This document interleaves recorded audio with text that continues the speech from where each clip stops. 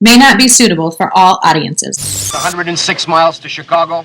We got a full tank of gas, half a pack of cigarettes. It's dark, and we're wearing sunglasses. Hit it. Art 101 with Mr. Burgher.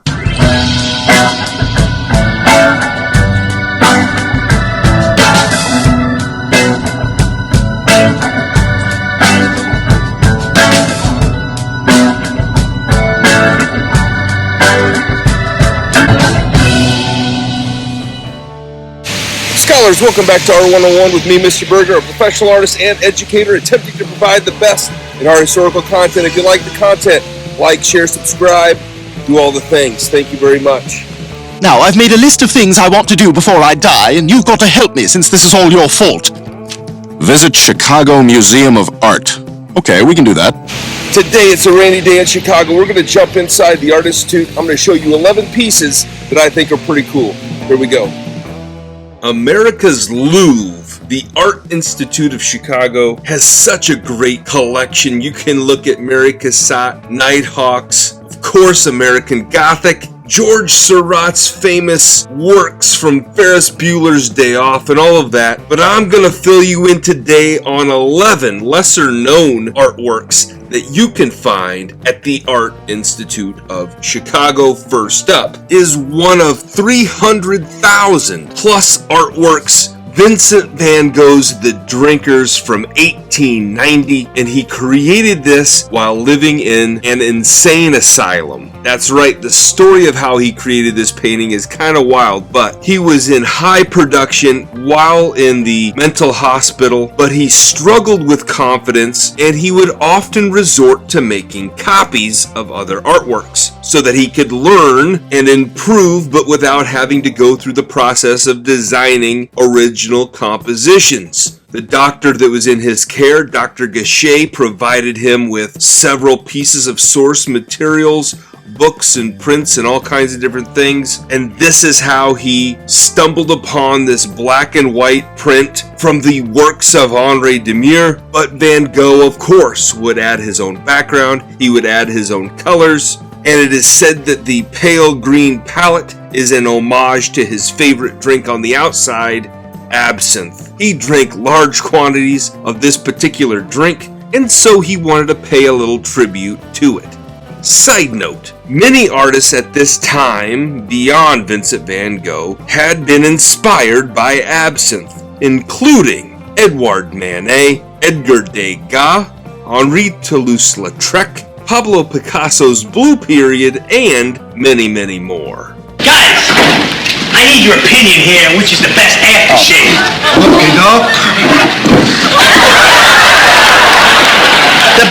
The former roommate to Vincent van Gogh, Paul Gauguin, who was much more known as a painter, has a chestnut and pine carved cabinet that he created the same year that he moved in to become roommates with Vincent van Gogh. Now that was back in 1888, but prior to moving in with Van Gogh, Gauguin's work, Earthly Paradise, was a combination of sculpture, painting, cabinetry, and built alongside fellow impressionist and his protege of sorts, Émile Bernard, a post-impressionist who carved the left side and possibly the bottom panel of the cabinet. Both artists carved animals, foliage, and a representation of both Brittany, France, where they both had worked, as well as several representations of Gauguin's works and previous creations while he was living in Martinique. This is a part of some 800 pieces of furniture at the Art Institute of Chicago. You ask me, you people wouldn't know real beauty if it was outside in the parking lot taking a crap on all your cars.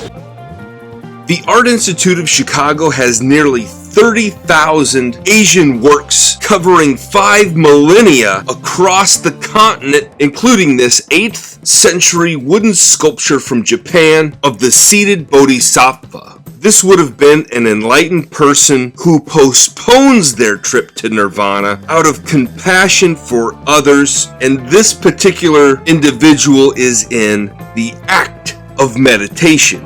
Lacquer-soaked cloth covered the wooden core, and the layers are sculpted and formed to create the details like the facial features and other sorts of little details in there. And it was originally gilded with gold, as there are still trace amounts of that gold residue on the surface of the sculpture. Can I paint as you gold?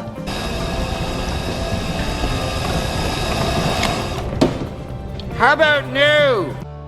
This kitchen scene from 1619 was created by Diego Velázquez, one of the most important Baroque painters of Spain. And this young black girl is depicted in a pantry surrounded by pots, jugs, a mortar and pestle, and a wrapper that would have contained spices. As he did on more than one occasion, Velázquez used an enslaved girl from his or possibly an associate's household as the model. Slavery at this time was very widespread in Spain. It was widespread in his hometown of Sevilla or Seville, and he, his family members, his associates largely were slave owners. Yeah, he was a real asshole. One of the early works that really influenced my love for painting portraiture was this work. Into the world there came a soul called Ida, from 1930 by the American artist Ivan Albright. This woman struggles to look in the mirror and see her own reflection. Hiring the model Ida Rogers, who was not yet 20 years old when he painted this work, transformed her into this artistic vision where he used multiple vantage points to create this very odd sort of perspective into the room and with the furniture and things like this. He creates this great modern vanitas, a telling of inevitable death. The figure itself is surrounded by objects that do symbolize the model's impermanence in the world. The mirror, the flowers, the money, the exaggerated elements, all tell us a little bit about the impermanence of the world, the fleeting moments that we have in life here on earth, and here she is faced with her mortality. A man that's dying of thirst has to have water. A dog that's starving has to have food. A child that's crying has got to have some attention. The Art Institute of Chicago's collection is valued at around $35 billion as of 2024, and one of the priceless works of the collection, without question, is Winslow Homer's herring net from 1885. You see, Winslow Homer loved New England. He loved the fishing villages, he loved the sea, and it all started in 1881 when he visited a small fishing community in Tynesmouth, England, that would really change the course of his life. And he was very much focused on the idea of man versus the sea, and he would bring that home with him, and then he would go out on this adventure to Pouts Neck, Maine, where we see this particular scene, the fisherman at work in the sea, where the mother sooners are visible there, and again the man pulling his nets of herring while the younger boy, possibly his son or something like this, unloads the catch into the bottom of the boat. And as a team, they work together for survival on the ocean, the experienced fisherman with the young beginner completing the day's work. Work is where I come to socialize. A romantic artist who's not really well known for any sort of sports-themed artworks is Theodore Géricault, who created Boxers in 1818. One of 60,000 prints in the collection of the Art Institute of Chicago that also houses some 11,500 drawings in their collection. But at any rate, this print illustrates a boxing match between the British Tom Cribb and a former American slave, Tom Molyneux, who moved to London, England to become a boxer.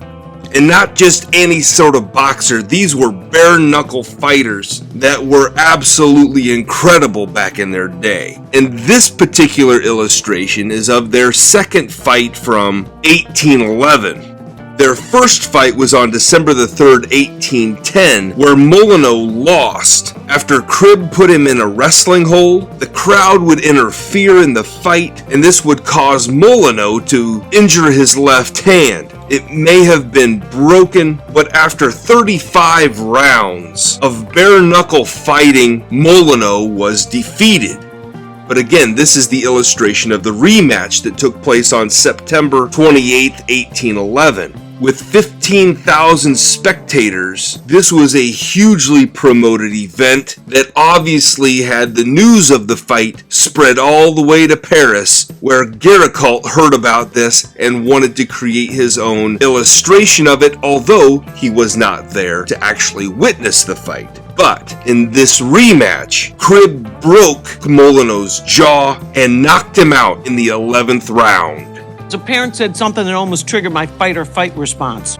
The Art Institute of Chicago has many Pablo Picassos floating around. You can see various periods, various styles of his work throughout the complex. However, I'm going to focus on Pablo Picasso's Maquette for Richard J. Daley Center sculpture from 1964. You see, Picasso was visited by William Hartmann, an architect who went out to Paris to visit Picasso in his studio for the purpose of commissioning him to create a very large-scale sculpture that would go into this civic center area. Picasso would work from drawings, creating models in cardboard and other materials before creating models in steel. These models and studies were observed and modified over a year, and he would look at them from different angles and different lighting to see what they were going to do before creating his final design, as you see here. It's a Cyclops! There are all kinds of ancient works in the collection of the Art Institute of Chicago, and one that has always kind of jumped out at me is this mosaic fragment with a man leading a giraffe from the 5th century. This is a very rare example of Byzantine mosaic artwork with a very unique representation of a giraffe, again from this early Byzantine period. This was likely created after some sort of observation of the animal that would have been brought to Constantinople, more than likely for the amusement of the emperor. And it may go without saying, but most people that viewed the mosaic would have had no prior knowledge or a very limited understanding, not only of the world's geography, but of what a giraffe even was. Another component of the world's ignorance to world geography would have led to some confusion of the depiction of the man in the picture. We today cannot be certain if this man had brought the animal from Eastern Africa or the subcontinent of India, even though all of the documentations of this work indicate that the animal's handler was Indian. Try my cookie! Try my... Coter was from the Netherlands and created this amazing example of Virgin and Child crowned by the angels way back in 1495. He was a very prolific painter from Brussels, and he very much helped shape and pioneer the symbols that were becoming more commonly used in paintings during the 15th century by the Northern European artists as a way of using symbols to communicate storylines. This particular work, a center panel that was originally a part of a triptych, these were 3 paintings that worked together to tell a whole story, shows a series of objects with a lot of Christian messaging. The green cloth on the bed symbolizes the cloth of honor that frames Mary as the crowned queen of heaven. The glassware represents her purity, as do the lilies at the bottom of the painting. The lion indicates the throne of wisdom.